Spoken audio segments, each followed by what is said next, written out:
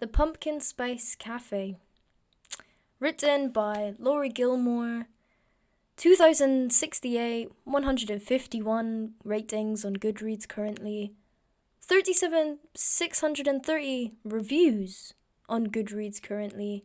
A sensation across the web. You walk into superstores, supermarkets, it's on the shelves. You walk into bookstores, it's right in front of your face. This seems to just be like really popular all of a sudden. I don't know what this book is.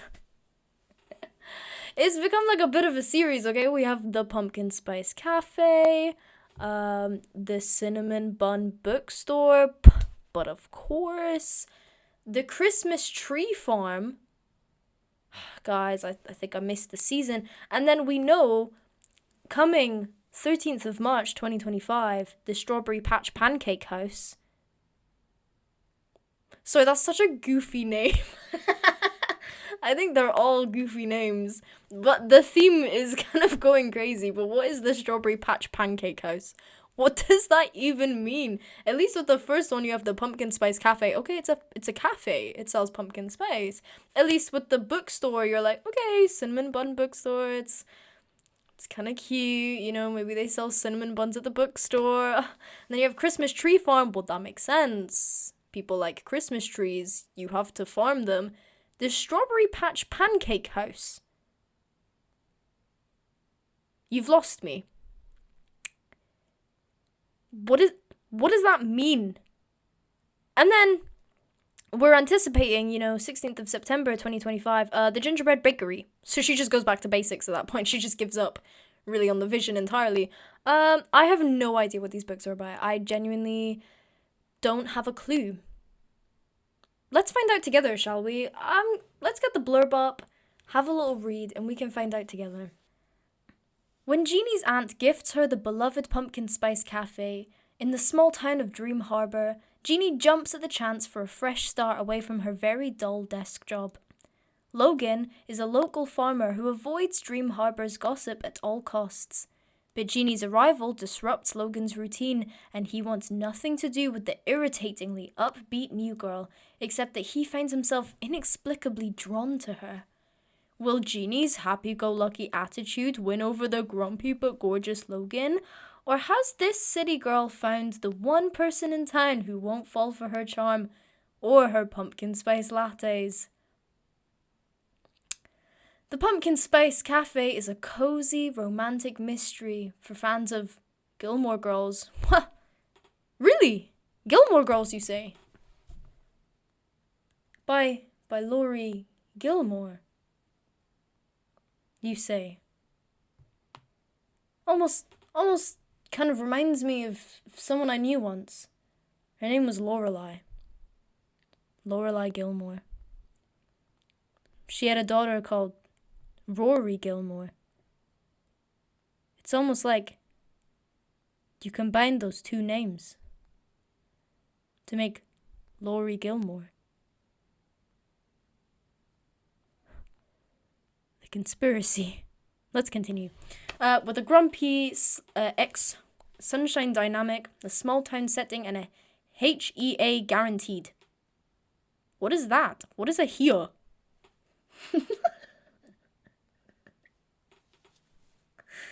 I'm sorry, I don't know why I said it like that. What is a HEA? Right, let's Google this. A HEA guaranteed.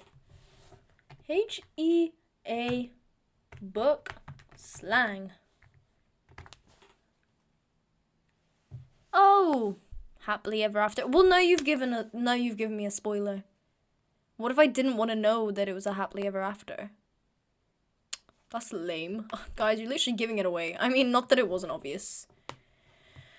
Not that it wasn't obvious straight away right off the bat that, it was Grumpy X Sunshine, small town setting, happily ever after guaranteed. Because it then goes on to say, sorry, this is all just on Goodreads. It then goes on to say, tropes. Grumpy X Sunshine, small town, found family, spicy. How is spicy a trope?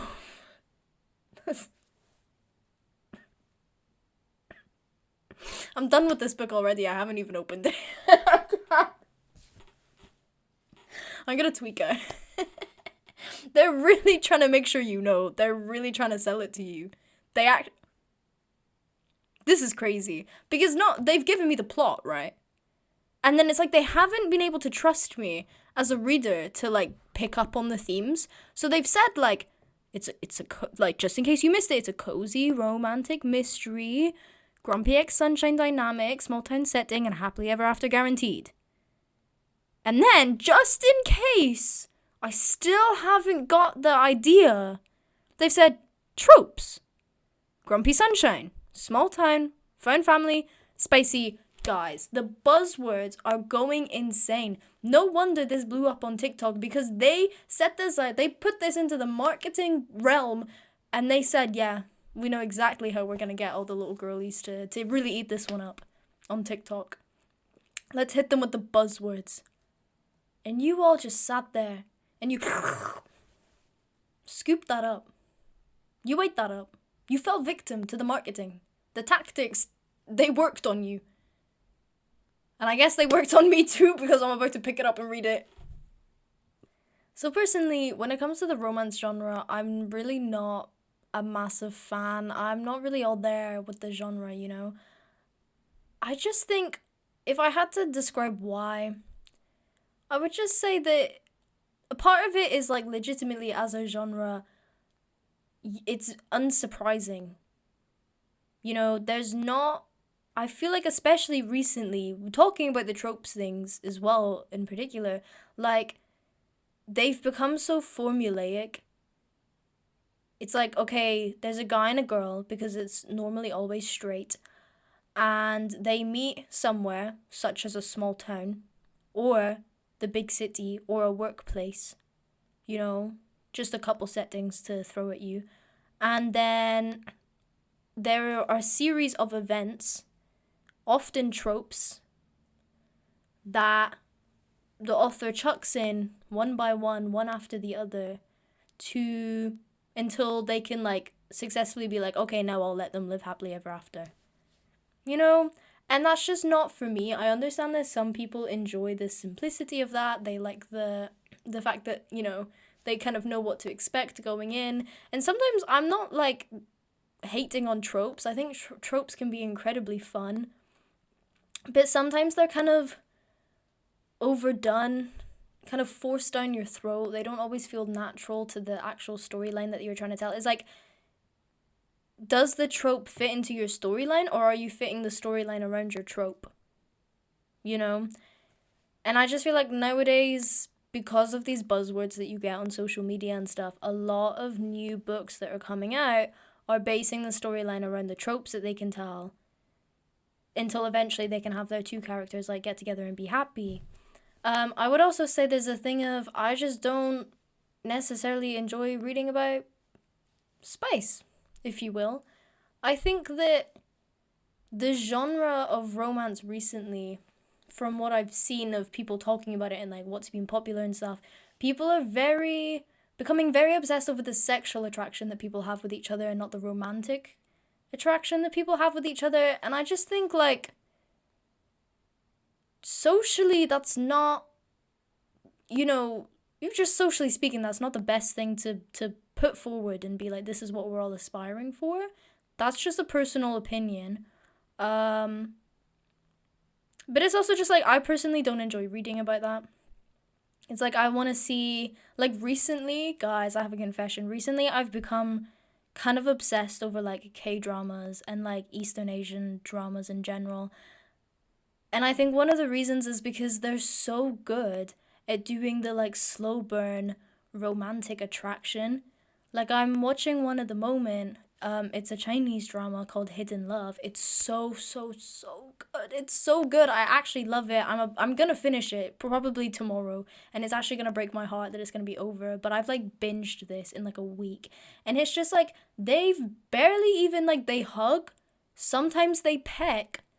It hasn't really gone beyond that.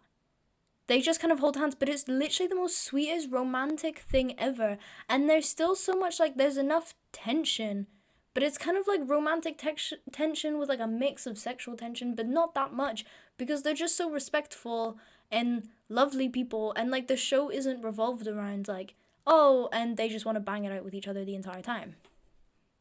You know? And I feel like that's what a lot of romance books are becoming, is just like, oh, how much can I hold off their interactions until they bang? Does that make sense? That's just not for me personally. I would also say that often when I read romance novels, the bar is on the floor.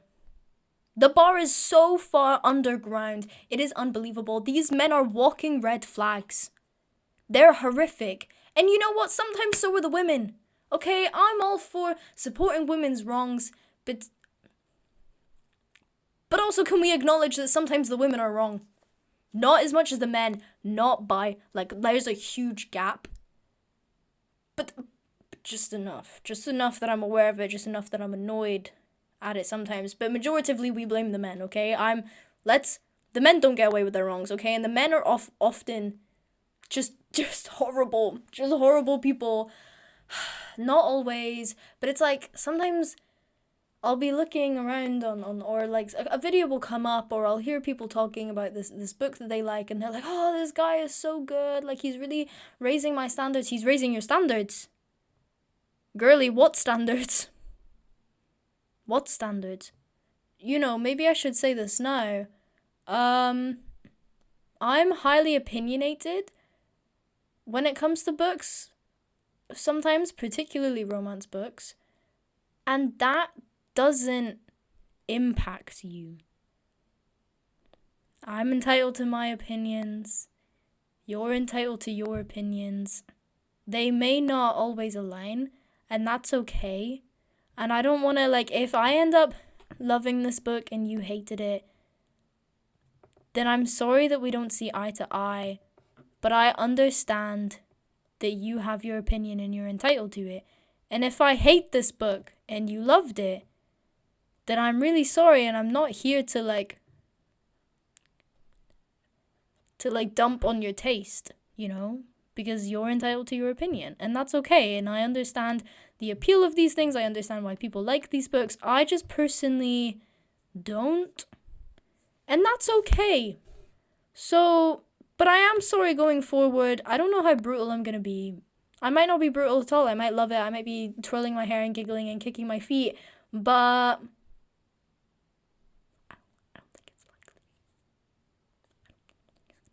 should we go through the beginning book? I think I saw that they had a playlist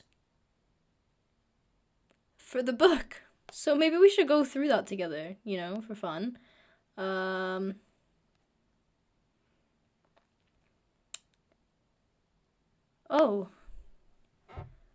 Right off the bat, the dedication is to the beardiest, most flannel-wearing guy I know. Thanks for always providing so much inspiration.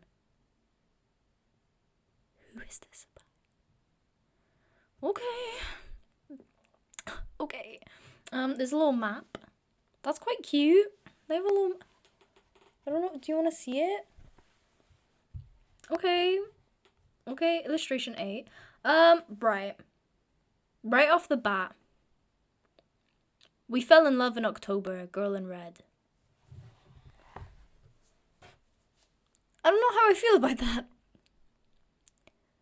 Are we all aware that that's kind of like the lesbian anthem? I don't want to say you're appropriating our culture or anything, but I mean, who am I to say? Really, I'm not. But also, I don't know how I feel about that. Moving on.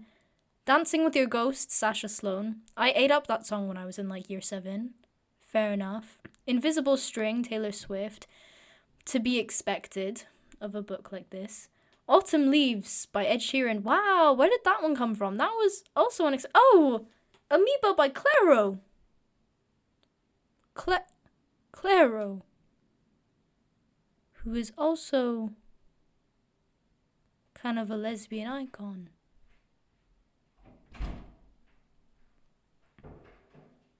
There seems to be a theme here. This is just like, I hate to say it. No, I hate to say it. Don't shoot me. But it's giving every basic white girl's playlist. Autumn playlist at that. Is that controversial? Is that controversial? I'm sorry. I am sorry. That's not to say that they're bad songs. I eat up half these songs. I actually really enjoy half these songs, okay? So that is not to say that it's a bad thing. It's just like, it feels generic. You know? Is this really like particularly about the book? I just think maybe I don't understand the purpose of playlists and books. Like, do people find them fun? Do people actually go and listen to the songs while they read the book? Personally, I just don't do that. I read books in silence, so I can really sit with the words or something. Anyway, I'm gonna read the book now. I'm gonna have a little start. How many pages is it? Oh, 272. This is like just on my iPad. That's fair. I can finish this really quickly, I think. Give it like... Okay, shall I make a prediction? I have the next 3 days off of my uni course, because it's the weekend, and also I have tomorrow off. So I reckon I can finish this in 2 or 3 days. And then we'll see how much I have to say about it, and whether I feel like I should read the next one. Because I have the first 3. The reason I have them, it came out for 99p on iBooks, and I was like, yeah, I can make a video about this. Because I just know I'm going to have opinions. I know I'm predictable enough to know that I'm going to read this and be like, okay, interesting. I'm just waffling at this point, so I think I'm just going to go read. And I'll catch up with you when I'm a little bit of the way in. Thank you.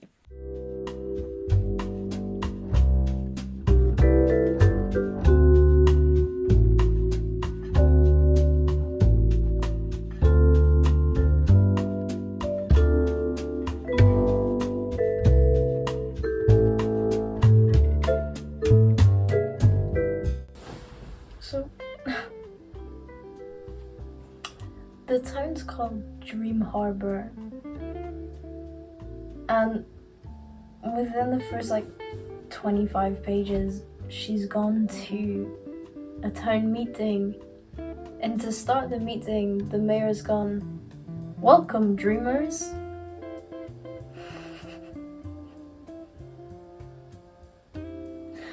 That's so silly.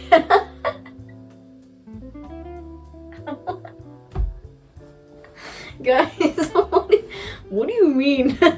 Hello, dreamers of Dream Harbor. It sounds like he's got a YouTube channel and he's named his fans. You know what I mean? That's crazy.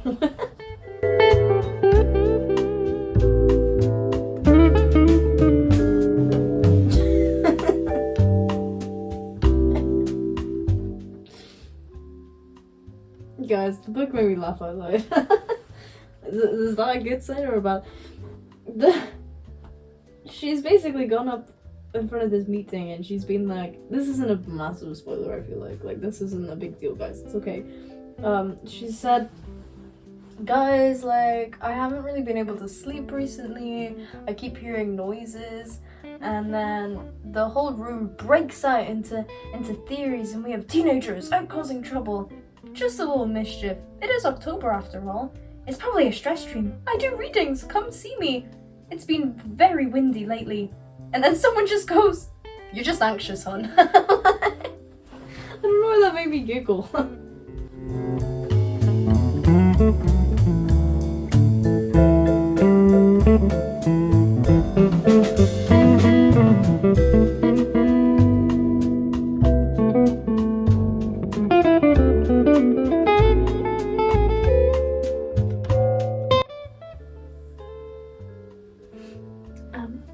So I've just gotten to chapter 8, which is on my iPad page 57, which is about 20% in already. So I'd say, I'm doing pretty good. I don't know how long I've been sat here, but I think it was about an hour, maybe? We'll see. I think I will talk about my opinions of it tomorrow. Let me sleep on it. Or something.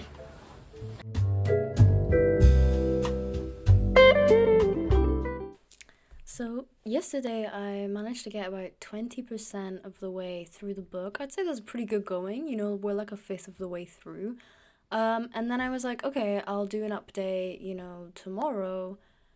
And I've woken up and half of it's gone. Like, I don't remember what was happening. I've woken up and I was like, what were my opinions? Like, I had some pretty succinct thoughts that I was like, yeah, I can communicate this and this will be like some good stuff, you know?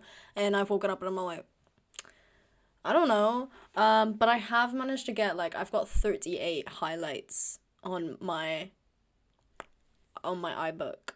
So just a whole lot of like things that I'm making fun of, and I won't go through them all because I doubt you care. It's just me finding myself really funny and making silly comments. But I will go through some of the key things that I've picked up on. First of all, being the male love interest has been described as a picture of autumnal bounty. What? What do you mean by that? What does that mean? What does that mean? It was such a, like, this is like the first description we get, I think. Like, she's just met him, bearing in mind they meet within like page 5, not even. And she's like, wow, he's such a picture of autumnal bounty. Like, this book is so like autumn coded. It literally is like the autumn Pinterest girly, like Rory Gilmore, like it's just all been siphoned into this book, and it's just so funny to watch because it's just so like everything is autumn, you know, and everything is in that vein of aesthetic, and it's kind of just amusing. So the fact that when he pulled up, because the rest of the thing is picture of autumnal bounty with his crate of vegetables and his worn flannel shirt and thick beard.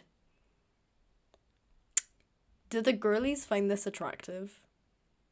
Is the picture of autumnal bounty like what we should all be striving for? I mean, to each their own, you know? And then, of course, his eyes were devastating blue. But of course, how could I forget?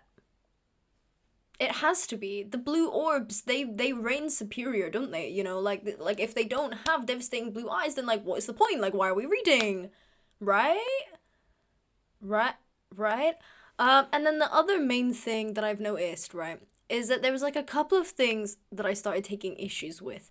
So, for example, they meet, and he, like, opens the door, and he's holding this crate, and she starts, like, explaining everything, like, her entire thought process is to, like, the events that are happening. I don't want to, like, the thing is, I would say what is happening, because it literally happens on, like, page 10, but also at the same time, I feel like so little has happened that if I talked about it, I've just given the whole game away. You know what I mean? Like, this soul meeting sets up the rest of what's happening so far, and nothing has really happened so far massively. It's taken, like, we've spanned, like, 2 or 3 days at this point, but mainly just, like, the one day, and then we skipped a couple days, you know? So I don't want to, like, say what happens, but, like, basically, like, she's doing some crazy stuff, and then she, like, just starts overly explaining herself. I don't want to go and say I'm, like, a people professional, and I understand the way people communicate, but the way she right off the bat was just like, blah, blah, blah, this is what happened, and I'm so, blah, blah, blah. I was like, girl, this is not how people communicate, like, what are you doing? And then, a couple of pages later, she was like, you know what? I have been called intense on more than one occasion. Like, she literally hit me with, like, I know, girl. Like, I'm self-aware. Like, and it's something that comes up later with the male guy as well, which I'll get into. But, like, I was sat there kind of being like, girl, no one does this. Like, no one opens the door, meets a stranger, and is like, blah, blah, blah, blah, blah. There's also a bit where she's like, oh, you're my only friend in town, and they've known each other for 20 minutes. Do you know what I mean? So I was just kind of like, what is happening? Like, girly, what are you doing? And then she hits me with the, I know I'm like this. I'm fully self-aware that I am intense and that I should chill out. And, like, I'm trying to chill out, and I'm like, I overthink too much, and I just end up saying all these things. And I was like, do you know what? Now you're making me mad because I can't even hate you. Like, I can't even bully you for this because you're too self-aware. And then similarly, the guy has known her for 20 minutes. And there's this quote where he goes, like, she was stopping herself from reaching out for a hug. Logan didn't know if he was relieved or disappointed by that. And I was like, bro, it's literally been 20 minutes. And like, there's a thing where he's like, Jeannie giggled. Logan ignored the way the sound curled up inside him and settled in. That is on page 29. Okay. And I was like, guys, what is happening? Like, his whole monologue is just filled with, like, and I'm trying so hard to not pay attention to all these endearing things that I'm noticing about her. And then I'm kind of, like, getting, like, oh, this is so, like, what are you even doing? Like, I actually hate monologues like this. And then his, like, friends speak to the main girl, and they're like, yeah, he tends to fall for people really quickly. So you've literally just explained his behavior to me. So now it's, like, again, the book is, like, kind of self-aware. In a way. So it's like, I can't even be mad. I can't even hate this guy for, like, being attracted to her so quickly, because they've literally just explained, like, yeah, that's just, like, who he is and what he does. Also, a funny thing that happened, there's a bit where she goes, like, she's describing the shops that are on the street, and then she says, gold and purple mums sat outside most doors along the way. Note to self, get mums. And it's, like, MUMS. Which is obviously, like, in the UK, not everywhere in the UK, because some places in the UK it's, like, very mam central, like, we'll call our mums MAM, mam. But, like, on the whole in the UK, we don't call our mums mom. It's mum, you know? So when she started saying, yeah, there was gold and purple mums all along the street, I was like, what are you on about?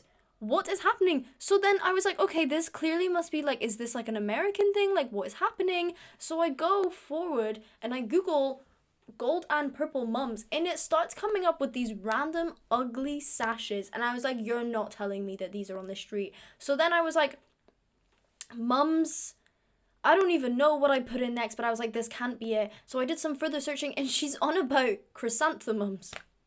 The flower. Because there was like the spare images of, like, flowers. So I was like, okay, maybe this is a flower, like, but I've never heard of this. So I was like, mum's flower. And it was like, oh, chrysanthemums. But I was like, it just really got me, like, why was this a whole thing that I had to start researching? I was like, I get maybe that a lot of people probably call chrysanthemums mums.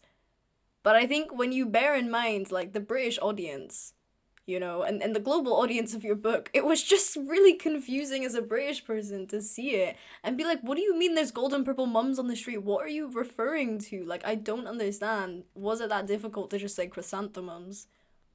You know, that's just a mild thing. Like, I'm not even, like, mad about it. I just thought it was amusing. Also, I think my remaining thing, there's a couple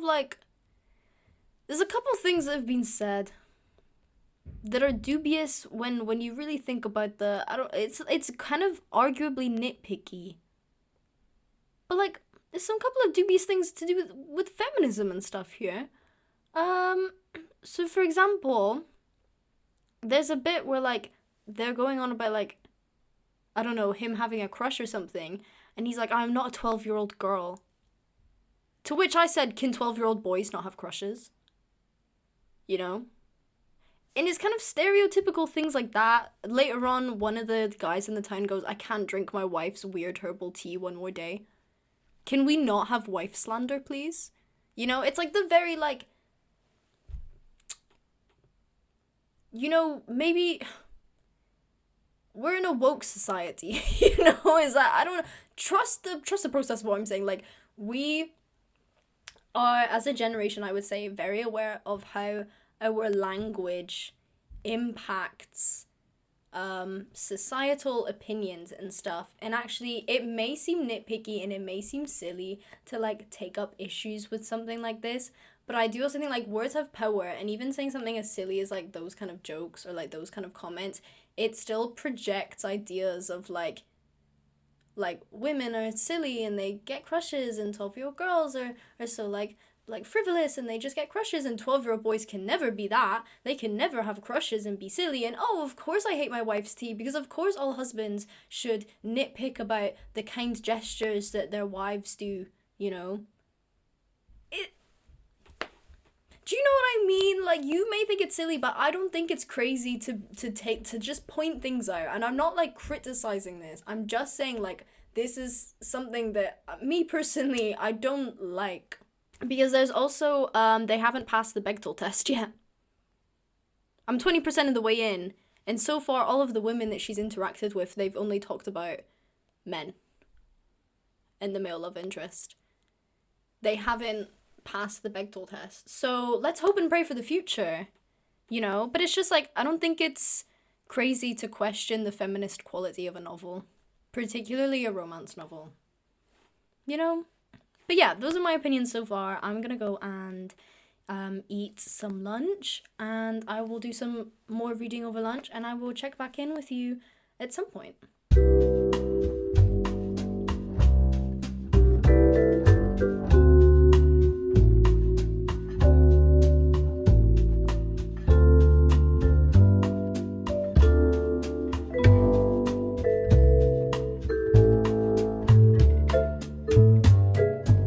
So it's now Sunday. I think I last spoke to you on Friday when I was like 20% of the way through the book. I'm now 77% of the way through the book, and I'm gonna finish it today. This is my mission. I think I can do it. But so far, I honestly can't even hate on it too much. I'm kind of eating my words from before, I think. I don't despise it. I kind of thought I would despise it. So the fact that I don't, let's say, is a good sign. But I found that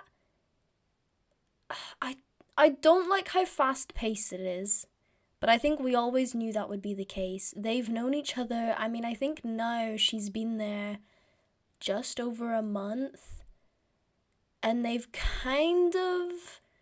not, like, started dating yet, but, like, obviously we all know they're going to, but there's, like, complications and stuff.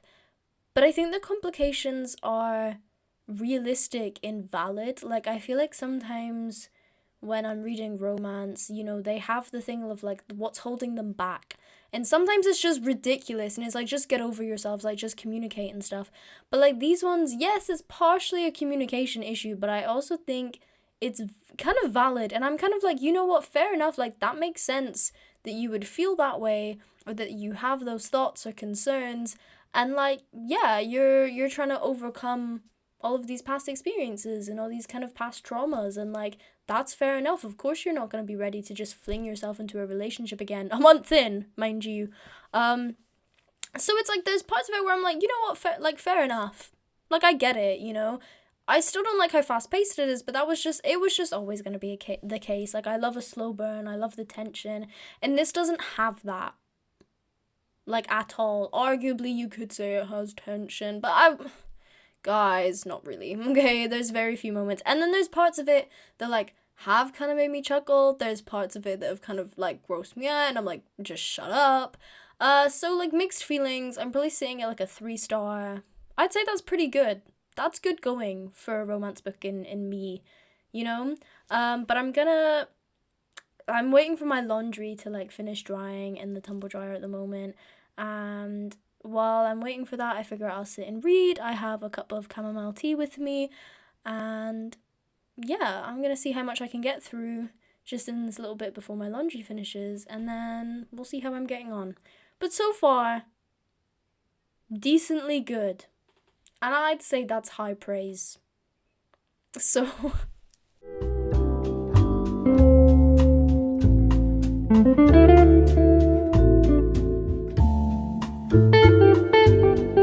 can you see me?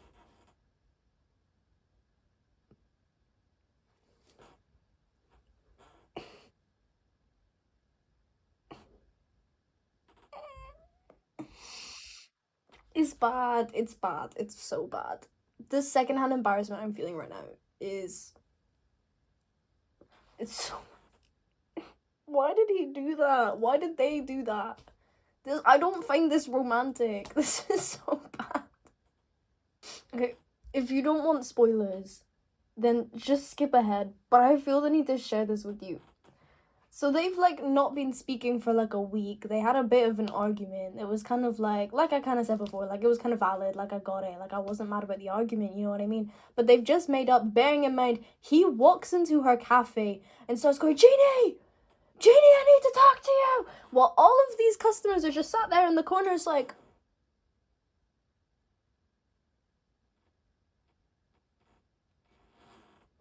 what's this guy doing, you know? And then he's suddenly going like, Jeannie, I need to talk to you. And her boy worker's like, she's on break right now. I'm so sorry, man. And he's like, okay, well, if you're not going to come out here, I'll just declare it in front of the whole cafe. Please don't. Actually, please don't. Keep your mouth shut. So he starts being like, Jeannie, I, blah, blah, blah. What does he even say, man? He goes, okay, I guess that's my answer. Jeannie, I've been a real ass. And then the people in the cafe start like cheering. They're like, yes, you have. and then she's like, she runs out and she's like, okay, I'm dragging you into this like tiny storage room, right? So suddenly they're in a tiny little storage room together, bearing in mind the whole of the public of this small town is just out in this cafe, like door between them, you know. And they start talking about it and everything, and you know, they make up, they make out. I actually don't think they do make out, but either way, you know, they're on about, you know, like, I love you. There's the declaration of love. Turns out, they've both loved each other since the first moment they saw them. Yeah, love at first sight, apparently. Do I buy it? No, but whatever, let them be happy, you know? And then, there's a whole thing of, like, when they first met, he was carrying pumpkins. So we have, she laughed. Well, I've loved you since I saw how many tiny pumpkins you could carry at once. He blew out a long sigh, relief and happiness dancing in his eyes. Does pumpkin carrying rank high on a man's attributes for you? Apparently, Jeannie said with a grin, and he kissed her smile. It's good training for this. She launched herself into his arms, and Logan caught her with an oof escaping his lips. Why? Don't. Actually, don't. Leave the man alone. Get off him.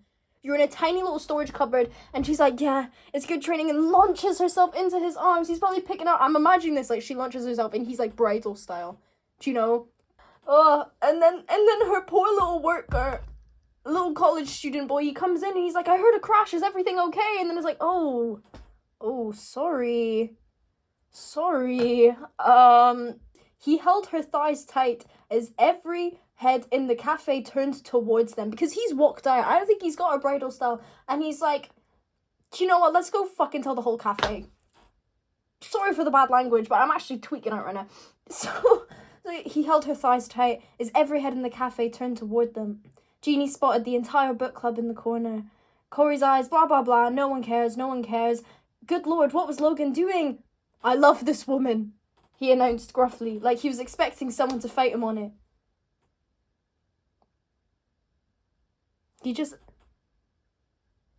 She launches herself into him.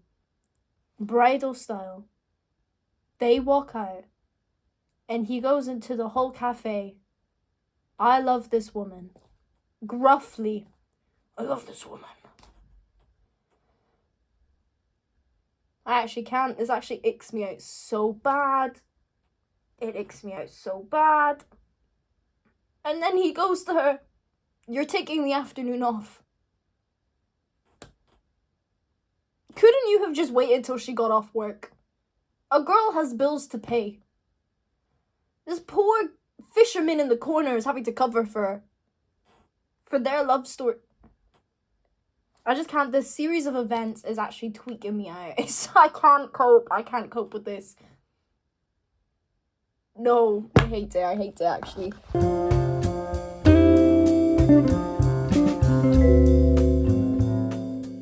Okay, so I have a confession. I've finished reading the Pumpkin Spice Latte like over 2 weeks ago at this point. And this whole time I'm like, okay, I just need to film like a conclusionary section of like my final thoughts, you know? And I just haven't.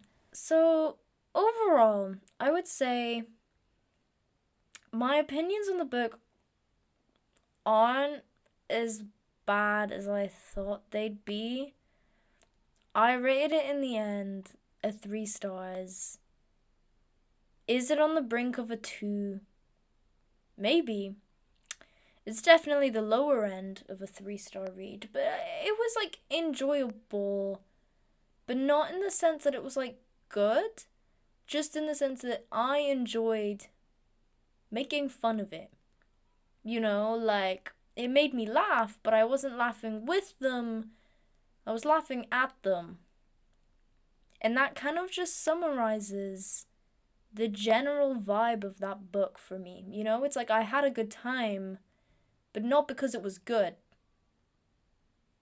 Make sense? So I thought we'd just run through some of the things, you know, like I'd like to say, like, generally that's all the positive things I kind of have to say about it. It was like fun, you know? But now let's get to why we're all really here. The nitty gritty of the things I take issues with in this book, of which there's quite a lot. Do you know? Starting with, guys, I genuinely know nothing about the main characters. I genuinely have no concept of who they are as people outside of the fact they like each other and everything that comes along with that, you know? I mentioned previously, like, oh, she's really intense and she's self-aware of that. Like, yeah. And then I also mentioned how, like, he's, like, also just kind of intense. They're just both generally intense people. But do you know why we know that? Because they're intense in the way they fell in love with each other, like, straight away. Right? Apart from that, what do I know about them? Apart from the fact that, I mean, I can't say too much because I don't want to give out spoilers, actually, but basically, just trust me when I say that I genuinely don't know anything about these characters outside of what's needed, like, outside of what you need to know for them to fall in love and for it to make sense. Does that make sense? I just genuinely couldn't tell you. Like, I barely even remember their names at this point. They were just kind of there to fall in love with each other, and outside of that, they didn't really have personalities.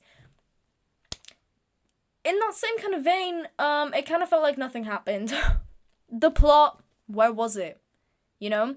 And what really bothers me, right, is that at the beginning, there's essentially this subplot. To start with, it starts with her, right? She's in this cafe, she's just moved there, and she's like, wow, I haven't slept in days. You're like, okay, girl, that's kind of crazy. Why? And she's like, I just keep hearing this noise outside, and I just don't know what it is, you know, and it's really freaking me out because I'm really paranoid and I'm intense, you know, as you all know. So I just haven't slept. And you're like, okay. And so to start with, one of the reasons why her and this guy, like, get to know each other is because they're, like, investigating the source of this noise together, okay? And this kind of becomes a running subplot throughout the book, right? Which actually I was kind of okay with. I was like, okay, yes, we've still got something interesting. We've got an element of mystery behind what's happening here. And then the whole thing just kind of resolves itself. And it's really, really obvious, like, what the cause of the disturbances are, if you will. And I was just really upset. I think there was some really good opportunities for them to, like, proper go all-out mystery mode on this town, on this small town, and start figuring out, you know, do you know what? If this had been a mystery with a romance subplot, this book would have been so much better. But instead, all we had was these two characters hanging out. You know, some of the reasons they have to hang out is kind of to do with this thing where she's getting disturbances in the cafe, but, like, no one really cares. And then, you know, the source of the issue just kind of, by the end of it, is like, you know, like, without giving too much away. And then everyone's like, oh, oh, well. Bearing in mind, again, I mean, this is going to be a little bit of a spoiler, but no one cares. There's a part where someone smashes in the window to her shop, and she's like, wow, it's the middle of the night. Should I phone the police? Should I phone the love interest? Nah, I don't want to bother anyone. What do you mean? What do you mean? Legitimately, what is going on? So basically, there was no plot apart from, like, I mean, we all knew that going into it. I literally said it was just going to be a bunch of, like, little tropes and a bunch of little moments of, like, how can we have these two people interact so that eventually they'll fall in love, you know? And that genuinely was the whole book. And then there was a whole subplot thing, and it had so much potential, and then it literally just didn't go anywhere. Although I want to say, remember when I read out the blurb and it listed off all those tropes? Grumpy ex-sunshine, small town, found family. It was a lie. It was genuinely just all a lie. It was so, like, I was editing the first section of this video, because when I tell you that I've sat down to film this, the rest of the video is edited. It's literally like, it's ready and raring to go. All I needed to do was film this section, and I was just like, yeah, tomorrow though. Tomorrow. I'm sorry, okay? But I'm doing it now, and that's what matters. Anyways, I was editing the first bit of the video, and, I'd forgotten what the blurb was, and then I was, watching myself reading it out, being like, huh, well, that's ironic. Funny you mentioned that. So let's just discuss, we'll start with found family, okay? Found family is, my favorite trope of all time. Nothing compares. When a group of people come together and they were just meant to be there for each other, this platonic just love that they have and the bond that they have, and you've got the banter, and you've just got the true, that's true love to me. That's the romance story I want to see, So when they said found family, I was like, okay, maybe there's some hope for you. It was a lie. It was all a lie. The side characters genuinely were only ever there if there was a problem between the main two people. If they were annoyed at each other, if there was some kind of fight, suddenly a side character shows up and is like, well, have you ever considered? On both sides, genuinely. And also, as soon as these characters are introduced, you know exactly who the second and third book are about. You know exactly. They were like, I run a bookstore. Okay, the Cinnamon Bun Bookstore. You can't fool me. And I know exactly who they're going to end up with. So obvious. But they genuinely just had, no personalities. I knew nothing about them. Apparently, the girl, when she came to town, she made friends. Do I believe that? The thing, there was only telling, not showing. You know what I mean? And that really bothers me in books. In media in general, but in books, if you're just telling me, oh, and these are my friends, and 2 months into running this cafe in a new town, we're friends now, and then you give me no evidence to back that up. I think there was one moment where she was like, oh yeah, and then these two girls did a really kind gesture for me, and I was like, okay, genuinely, that sounds lovely. But we just brush over, and that's the only instance of them being friends, and even the guy, he's like, oh yeah, these are my best friends, and then there's just he never brings them up, they never hang out, he only ever speaks to them if there's something going on with his love life. They're only there to serve the plot for the main two to get together. Are we surprised? Am I surprised? No. Am I still annoyed nonetheless? Yes. Found family my butt. Okay, where was the family? Where was the foundness? Y'all were forced. Never once did they all sit in a room and hang out and be friends, They were anyways, also, do you know earlier how I mentioned the Bechdel test? Yeah, it was never passed. In every single conversation, like I said, it's kind of inherent, but anytime the side female characters showed up and all of the girlies got together and started talking, the love interest always came up. Or a guy came up, or the other girl's love interest but not yet came up. You know what I mean? Guys, can we just anything else? You got anything else to say? Anything else to give me? The feminist quality was not there, if you will. And then I suppose my final thing. They marketed it as Grumpy X Sunshine. Where? Where was the Grumpy X Sunshine? Was he supposed to be the grumpy one? Was she supposed to be the sunshine? Like, I guess. If you really dig for it, okay, he was kind of grumpy.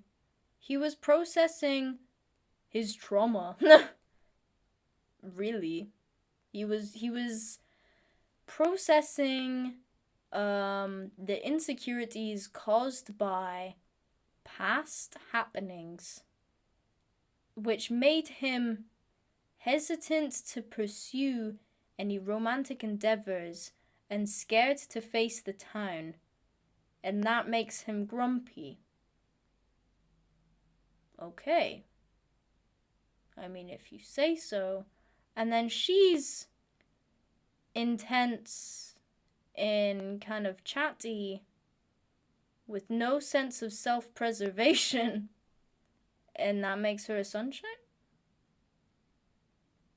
But, like, together, I think you could argue loosely they have those qualities, but, like, not when they were together. Like, their relationship dynamic was not grumpy ex sunshine. Them as people, maybe, but when they were together, to be honest, they were just a bland mess of gray. They were just there. Nothing really happened when they were together, but there was never, like, honestly, when he was with her, he was, like, a lot more, like, happy and jokey, and, like, everything was kind of fine, and they were just kind of, like, lolling it out together, you know? But it wasn't grumpy ex sunshine, because he wasn't really ever grumpy when he was with her. It was only when he left, and he was like, oh, but can I pursue this relationship, you know? What if she just leaves?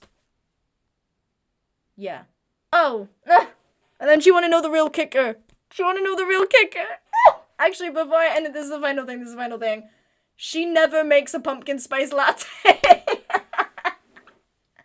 And the fact that in the blurb specifically, there's a quote about, like, can she woo him with her pumpkin spice lattes? She never makes one. I think the cafe's called the Pumpkin Spice Cafe, but, like, where are the pumpkin spice lattes? Do you know what I mean? Like, there's pumpkins, for sure. There's lattes, for sure. Where's the pumpkin spice latte? And they, for real, like, and this is what I mean by, like, the whole blurb is a lie. Because let me pull up the quote. Will Jeannie's happy-go-lucky attitude win over the grumpy but gorgeous Logan? Or has this city girl found the one person in town who won't fall for her charm? Or her pumpkin spice lattes? Where? Where are they? Nowhere. Exactly. Case closed. This book was mid. Through and through. What? You really fell for the marketing. They really said, here's trope after trope after trope. Buzzword after buzzword. And you were all like, oh, yes. I love autumn. I love pumpkin spice latte, goo goo gaga. Love sunshine grumpy. Fine family. Small town city girl. And suddenly the internet is going absolutely feral for a book that is so mid. That's all I have to say. I'm gonna go now. If you like this video, I don't like the like button. Subscribe, I guess. You know, hit that bell, turn on post notifications, and I'll see you some other time. Thanks.